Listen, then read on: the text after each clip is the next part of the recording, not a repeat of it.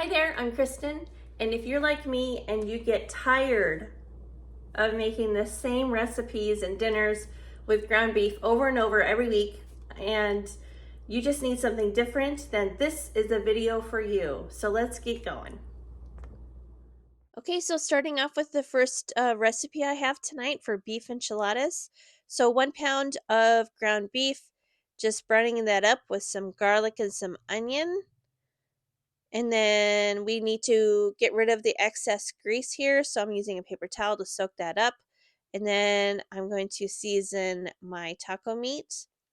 Use whatever you like to use. I prefer cumin, paprika, oregano, salt and pepper. I like tahini is really good in this.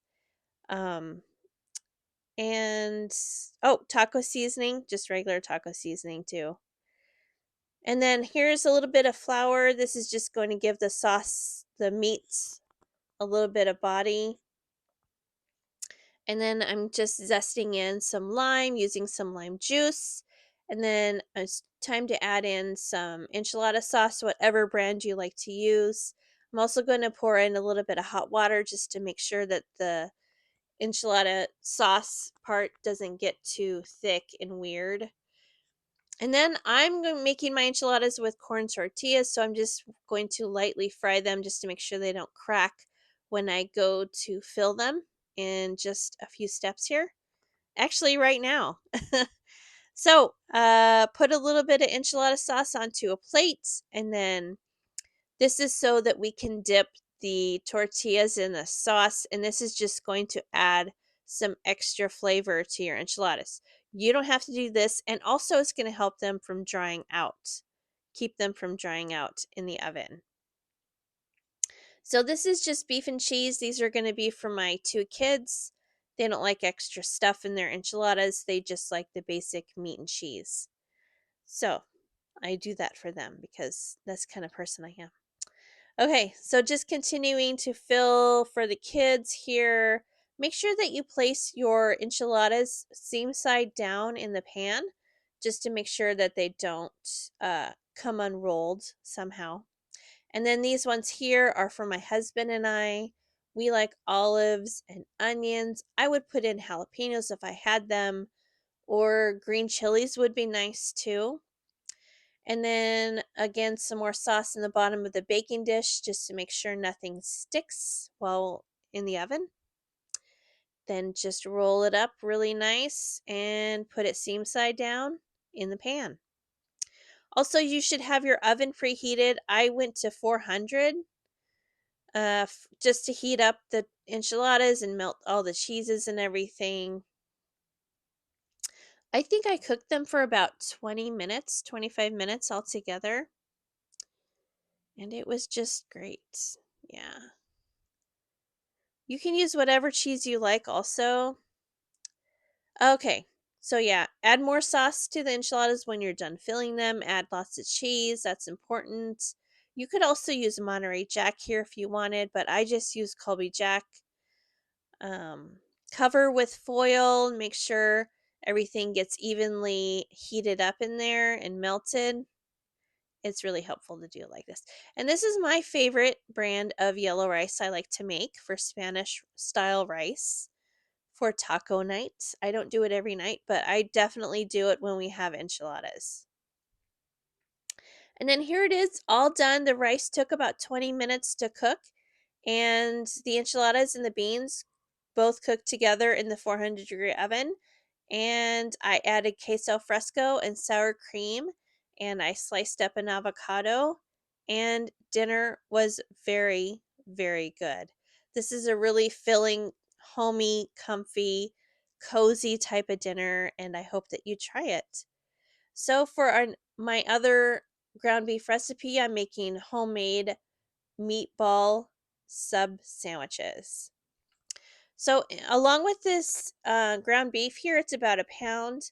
I'm going to slice open these Italian sausages just so I can get the meat out of the casing here. I don't need the casing. We're not cooking the sausages as they are, so I'm just interested in the meats. So I'm taking that out. And altogether I have about 2 pounds of meat here. And then I have Italian parsley here. I would use fresh if I had it, but I don't. So I'm using dried. And then seasoned salt. I'm also going to add in salt and pepper, oregano. I will list this recipe in the description box for you. I don't have a link, but I will type out what I did. And then grated Italian cheese, Parmesan cheese. I'm sorry, not Italian cheese. Parmesan cheese. You could use freshly grated. That would be very nice in here also. And then just adding in the salt and pepper. And then panko breadcrumbs. You could use Italian style also if you wanted instead, or plain. Whatever you fancy here would be great. And then a nice squirt of tomato paste and a splash of milk. We don't want things getting dried out, do we? No, we don't. And then I'm just going to start squishing and mixing around. Not my favorite part of the process, but it has to be done. Oh, and 1 egg. I forgot to add in an egg here. I tossed that in the sink, okay? I didn't just throw it on the counter. Okay, ready to scoop the meatballs? So just get a small cookie scoop and just scoop away here. I kind of roll them in my hands just to get that nice round shape. Okay, and then to a hot pan here with some neutral oil, I'm just going to sear off the meatballs. The goal here is to get some nice brown crispy bits on the outside. We are not cooking them all the way in this step. We just want to make sure all sides are nicely seared. And then I'm going to take these out of the pan when we're all done searing. Takes a little bit of time, but this recipe does take some time. Actually, you need to plan ahead a little bit on this one. So remove them, put them on a plate or a dish, and just hold them for just a little bit. We'll be adding them back in here in a minute. So pour off the excess grease. You want to leave back just a little bit. You don't need all of the grease that you seared the meatballs in, just a little bit. So I have a bunch of garlic here. We're just adding it until we start to smell it, the garlic, and then it's time to add in the marinara sauce. And I added 2 small cans of tomato sauce without the lid, please. Thank you. I also put in just a little bit of sugar just to offset the acidity from the canned tomato sauce and the jarred tomato sauce. I'm adding some basil, garlic powder.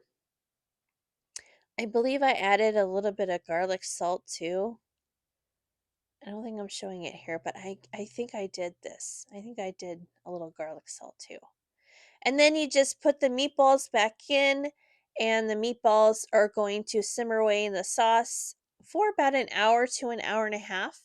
I tested a meatball to see if it was at 165 degrees. That means that they are done. In the meantime, toast the rolls. You don't have to do this step either, but again, I like to make sure I'm getting as much flavor in every step. That way, you'll just get a better end result with your meal.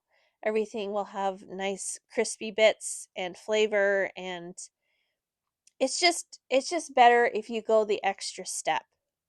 Okay, so I'm using provolone cheese, and I'm just adding, I did about 4 meatballs per roll. That was plenty, and the meatballs turned out so good. They were light, and the texture was just really pleasant. You kind of have in your head that it'd be like a really heavy, dense meatball dinner, but it wasn't. This recipe is great. My husband's like, "You should sell these. These are really good." He was just so impressed with them, and he just loved this dinner so much. We all did actually. We all really enjoyed this dinner. I'm sorry. I served mine with some french fries, and dinner was great. I will make sure and put both of these recipes for you in the description. Um yeah. I mean, if you want to have a good ground beef dinner, Either one of these would be really, really great for you to try and make for your family. I'm sure they would love these.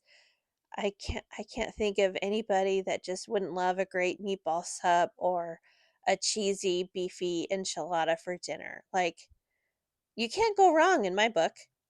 So thank you for watching. Thank you for stopping by, and I will see you all in the next video.